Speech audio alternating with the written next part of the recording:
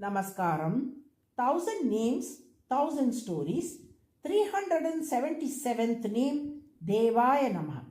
Princess Srimati was a beautiful and virtuous daughter of King Ambarisha, who was deeply devoted to Lord Vishnu. As Srimati came of age, King Ambarisha decided to celebrate her marriage but was unable to get a suitable match for her. One day, sage Narada and sage Parvata visited the court of King Ambarisha. The king received them with great respect and extended a warm welcome. After exchanging pleasantries, both sages inquired about the king's well-being. In response, King Ambarisha sighed with concern and shared his sorrow. He was troubled by the inability to find a suitable match for his beloved daughter. The sages then asked King Ambarisha to bring his daughter before them. The king, honoring their request, respectfully presented his daughter Srimati before the sages.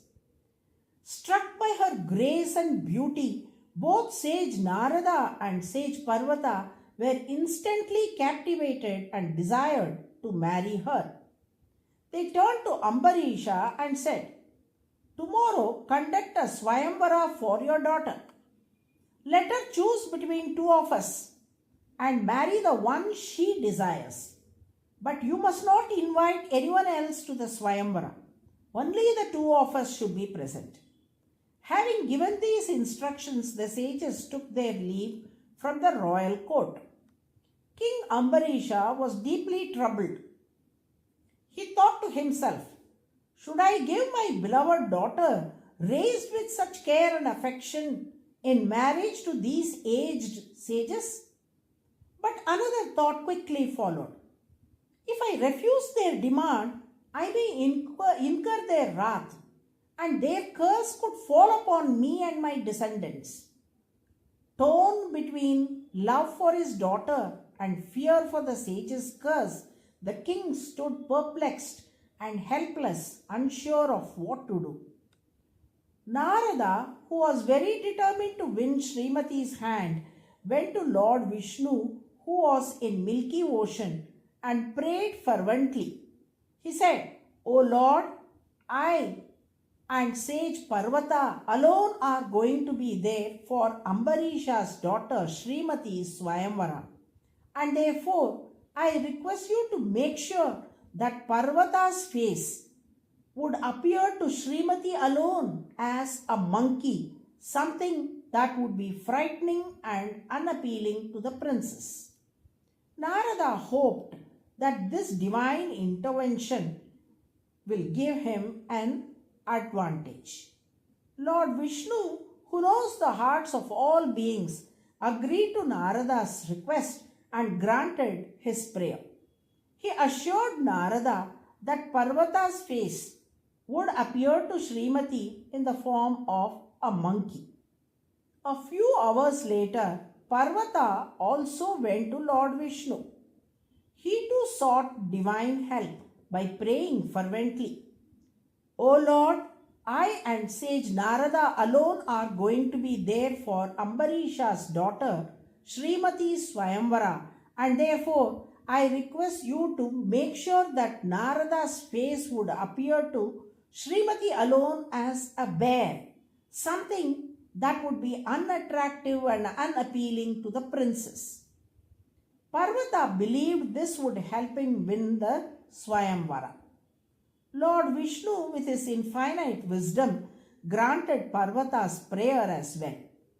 He assured Parvata that Narada would indeed appear as a bear to Srimati. The next day, the Swayamvara was held as planned. As agreed, only sage Narada and sage Parvata were present as suitors. Princess Srimati entered the hall holding the ceremonial garland in her hands. But the moment her eyes fell upon the sages, she let out a terrified cry. "Oh, a bear! Oh, a monkey!" Overcome with fear, she collapsed in a swoon. Narada was bewildered. He saw no bear. Parvata was equally confused. He saw no monkey. Neither understood what had caused the princess to swoon. After some time, Princess Srimati regained consciousness. As she opened her eyes, she saw a handsome young man standing between the two sages. Without hesitation, she walked up to him and placed a garland around his neck, choosing him as her husband. In that very moment, the young man and the princess vanished from the hall. Sages Narada and Parvata stood stunned, unable to comprehend what had just occurred. Realizing they had both been denied the princess, their bewilderment turned to anger. They rushed to Lord Vishnu and, overcome with emotion, exclaimed, "O Lord, you have deceived us." Lord Vishnu, with a knowing smile, responded, "When you both prayed for harm to come to each other, I allowed your wishes to come true. You both sought to use your divine powers to hinder the other. As a result, I manifested your prayers and you are both transformed according to your desires. However, Princess Srimati, with her pure heart, prayed to me for a worthy consort like me. She had no selfish desires, only a prayer for a consort like me. I appeared before her as a young, handsome man you saw, winning her heart. This is the power of pure devotion and prayer." Further, the Lord calmly replied, "I have not deceived either of you. When you pray for good to happen to others, I grant it. But when you harbor ill will and wish harm upon others, you must face the consequences of your own intentions." The sages humbly replied, "Though we are ascetics, we were caught in the illusion you wove. But through your divine play, you have opened our eyes and freed us from that delusion." Saying this, they bowed down and prostrated at the lotus feet of the Lord in reverence and gratitude. In this way, through Prakriti, the divine illusion, the Lord binds all living beings and plays with them. Just as hunters play with or control tigers and bears in the forest, the Lord interacts with all living souls. Hence, Lord Vishnu is called DEVAAYA, meaning the one who plays. This is the 377th name in the Vishnu Sahasranama.